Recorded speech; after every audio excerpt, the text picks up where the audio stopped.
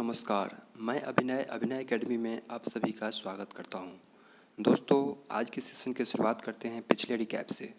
पिछला क्वेश्चन मैं आप लोगों से पूछा था, अंतर्राष्ट्रीय विकलांग दिवस है ना मनाया जाता है। ऑप्शन था 10 दिसंबर, 24 अक्टूबर, 19 नवंबर या 3 दिसंबर।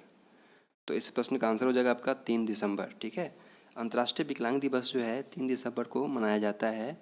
संयुक्त राष्ट्र महासभा ने वर्ष 1981 को अंतर्राष्ट्रीय विकलांग वर्ष के रूप में घोषित किया था। संयुक्त राष्ट्र संघ ने 3 दिसंबर 1992 से प्रतिवर्ष अंतर्राष्ट्रीय विकलांग दिवस को मनाने की स्वीकृति प्रदान की थी। वर्तमान में विश्व की कुल जनसंख्या का लगभग 15% जनसंख्या जो है विकलांगता से ग्रसित है। तो इस तरीके से इस प्रश्न का आंसर हो जाएगा आपका 3 दिसंबर।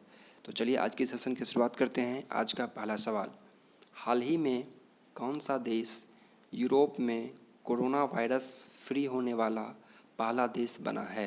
ठीक है, स्लोवेनिया, बेल्जियम, आयरलैंड या ब्रिटेन। तो इस प्रश्न का आंसर हो जाएगा स्लोवेनिया। इसके कुछ इंपॉर्टेंट पॉइंट की बात करें तो स्लोवेनिया जो है यूरोप में स्थित है।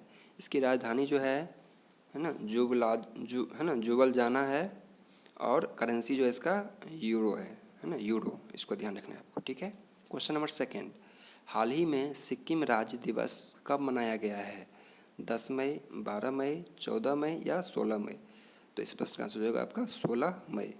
ठीक है, याद रखिएगा यहाँ के जो मुख्यमंत्री हैं सिक्किम के, प्रेम सिंह तमांग मुख्यमंत्री है और गवर्नर जो है गंगा प्रसाद है। कभी कभी ये भी एग्जाम में पूछे जा सकते हैं, तो इस चीज़ को आपको यहाँ पे ध्यान रख लेना है। ठीक है, क्वेश्चन नंबर थर्ड, हाल ही में किसने कोबस 6800 नामक कोविड-19 टेस्टिंग मशीन देश को समर्पित की है? डॉक्टर हर्षवर्धन, पीयूष गोयल, रामनाथ कोविंद या इनमें से कोई नहीं? तो इस प्रश्न का आंसर हो जाएगा आपका डॉक्टर हर्षवर्धन। ये चीज़ आपको यहाँ पे याद रखना है। क्वेश्चन नंबर फोर्थ, हाल ही में किस बैंक ने मनीग्राम पेमेंट सिस्टम के साथ समझौता किया है? MoneyGram payment system, federal bank limited, UCO bank, PNB bank या बंधन बैंक? तो इस प्रश्न का आंसर हो जाएगा आपका फेडरल बैंक लिमिटेड। ठीक है, याद रखिएगा फेडरल बैंक लिमिटेड का मुख्यालय जो है अलुवा जो केरला में स्थित है। ठीक है, क्वेश्चन नंबर 5, हाल ही में किस राज्य सरकार ने भारत की पहली hot air sealing machine launch की है? गुजरात, दिल्ली, एमपी या यूपी? तो याद रखिए गुजरात में है ना, गुजरात की राज्य सरकार ने, वहाँ के मुख्यमंत्री ने भारत की पहली हॉट एयर सीलिंग मशीन की लॉन्च की है। क्वेश्चन नंबर 6, हाल ही में एनआरएआई ने किसे 2020 के लिए राजीव गांधी खेल रत्न के लिए नामित किया है? अंजुम मुदगिल, जसपाल राणा, सौरभ चौधरी या इनमें से कोई नहीं? तो याद रखिएगा अंजुम मुदगिल। क्वेश्चन नंबर 7, हाल ही में विश्व व्यापार संगठन के प्रमुख ने इस्तीफा दे दिया है, उनका नाम क्या है? तमस अजान, अबिद अली नीमचवाला, रोबर्टो अजेवेदो या इनमें से कोई नहीं? तो याद रखिएगा रोबर्टो अजेवेदो जो है इस प्रश्न का आंसर है। ठीक है,